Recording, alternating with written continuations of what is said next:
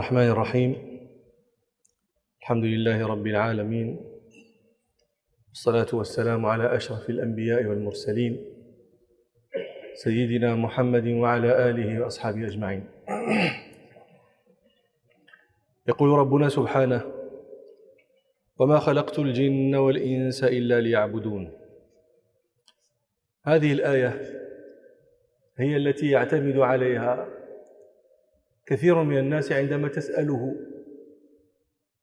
عن الغاية من خلقك، فيقول لك هي عبادة الله، لأن ربنا سبحانه قال: وما خلقت الجن والإنس إلا ليعبدون. لكن الذي يغفل عنه أكثر المجيبين هو الحديث عن صفة العبادة التي خلقنا الله لأجلها. خلقنا ربنا لنعبده كما قال، لكنه خلقنا لنعبده على صفة أخبر بها أيضا، وهي الصفة الحسنى. قال ربنا سبحانه: الذي خلق الموت والحياة ليبلوكم أيكم أحسن عملا. قال ربنا سبحانه: الذي خلق السماوات والأرض في 6 أيام وكان عرشه على الماء ليبلوكم أيكم أحسن عملا. قال ربنا سبحانه: إنا جعلنا ما على الأرض زينة لها لنبلوهم أيهم أحسن عملا. فخلقنا وخلق ربنا السماوات والأرض وخلق الموت والحياة ليبلونا أينا أحسن عملا، أي أحسن عبادة. وهذا الإحسان في العبادة بينه رسول الله صلى الله عليه وسلم لئلا يتركنا هملا، كل يتصور إحسان العبادة على نحو فيذهب فيه. فرسول الله صلى الله عليه وسلم بين هذا الإحسان في العبادة في الحديث المشهور لما جاءه جبريل عليه السلام يسأله عن الإسلام والإيمان والإحسان، فسأله عن الإحسان الذي خلقنا لنبتلى به، فقال صلى الله عليه وسلم: أن تعبد الله كأنك تراه فإن لم تكن تراه فإنه يراك. عبادة الله على هذا النحو، أن تعبده كأنك تراه. وإذا عجزت عن هذا المقام من عبادته كأنك تراه، فلست تعجز من أن تعبده موقنا أنه يراك.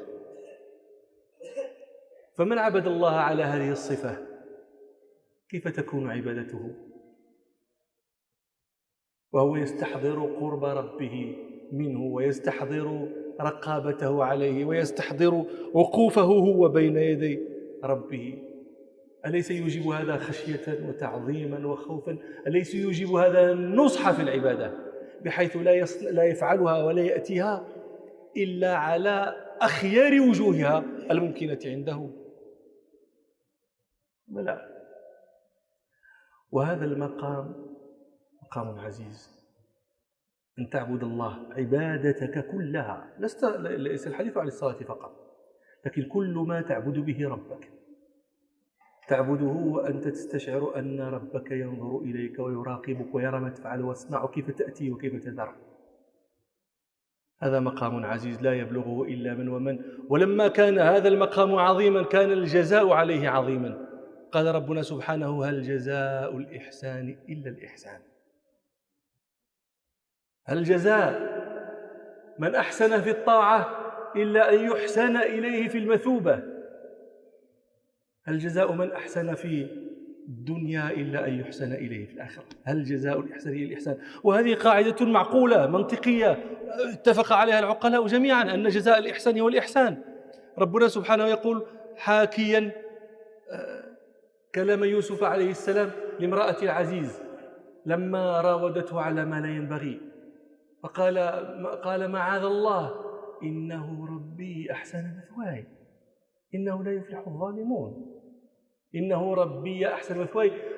المفسرون مختلفون، هل الرب هنا المراد به الرب سبحانه أم مراد به العزيز؟ وكل منهما قد أحسن مثوى يوسف عليه السلام. إنه ربي أحسن مثواي.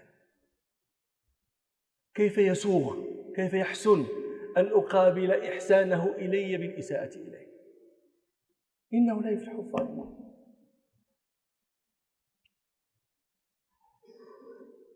ثم هذا الجزاء الذي هو الإحسان إلى المحسن، ربنا سبحانه ذكر منه وجوها في كتابه فيما أعده لأهل الإحسان من عباده.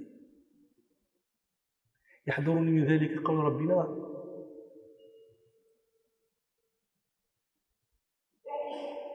إن الله لمع المحسنين وإن الله لمع المحسنين. كان قتادة بن دعامة السدوسي الإمام المعروف تلميذ أنس بن مالك رضي الله عنه كان يقول إذا ذكرت هذه الآية: إذا كان الله معك وإن الله لمع المحسنين، إذا كان الله معك فإن معك الفئة التي لا تغلب، والحارس الذي لا ينام، والهادي الذي لا يضل.